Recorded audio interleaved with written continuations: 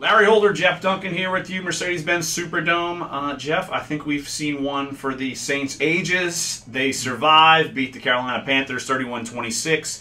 Back and forth game where you look like at points the Saints could pull away. Carolina inches back in, back and forth. You kind of expect this come playoff football, and the Saints, look, they've survived some of these games a lot this year, and they survived today. A lot of anxiety here in the Superdome and probably all over New Orleans. I'm sure the bars probably made a lot of money today. Highly likely. As people tried to soothe their anxiety late. As the Carolina Panthers, you have to give them credit. I mean, they would not go away. They didn't make it easy on the Saints. They made them earn this victory. First one in 4 years for the Saints to have a home playoff game. And I really don't think they win this game anywhere else except the Superdome. The environment here was electric.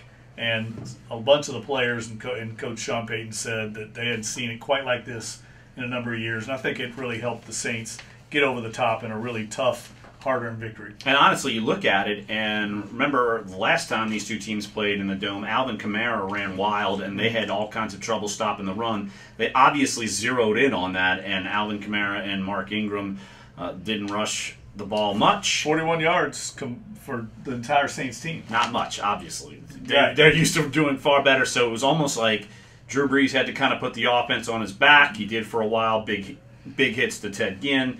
And then later on in the game, though, Drew Brees throws the pick on fourth down, gutsy call, and the defense has to kind of pick themselves up and get it done.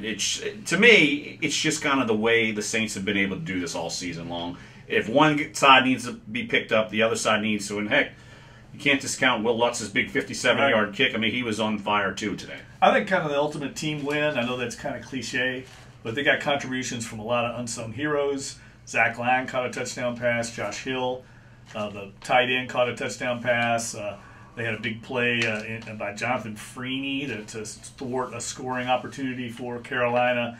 And look, it took all of that for this team to overcome Carolina, because I thought Carolina had a really good game plan. You mentioned that. They clearly were out to stop the run. They weren't going to let the Saints run the ball, and then the Saints adjusted and went to the air and won, despite these old axioms we always hear, right? You got to run the ball, you got to control the clock, you got to convert third downs. The Saints did none of that and still won today and swept the Panthers, which is hard to do.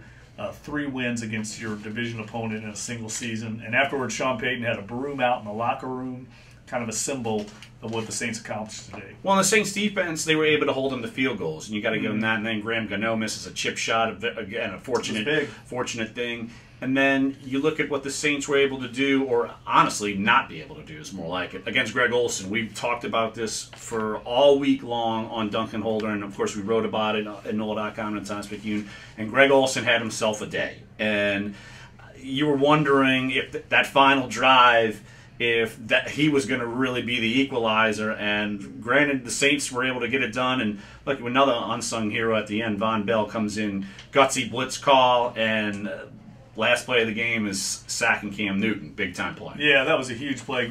Great call by Dennis Allen. And look, the Saints, you mentioned they went for it on fourth down. Sean Payton did.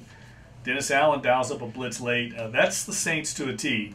They're going to go down fighting. They're going to be very aggressive to the end. It paid off for them today. Now they've got a huge challenge coming up. They've got to go to Minnesota, a place they've historically struggled at against the number 2 seed Vikings. I don't know what's going to happen in that game, because that's a very hostile environment, much like what we saw here today.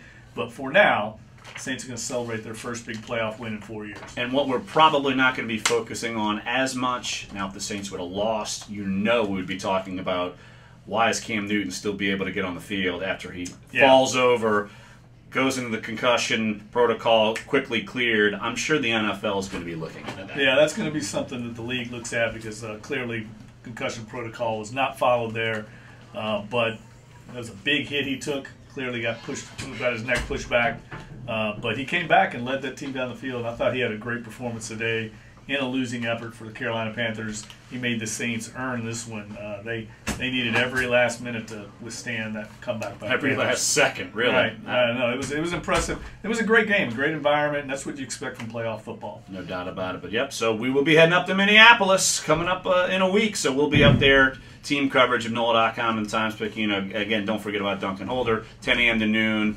Monday through Friday, and we will be doing one show for Minneapolis the Monday afterwards. So, again, Saints final score 31-26. They are moving on to the divisional round, and we'll be all part of it. So for Jeff Duncan, for Larry Holder, thanks for joining us.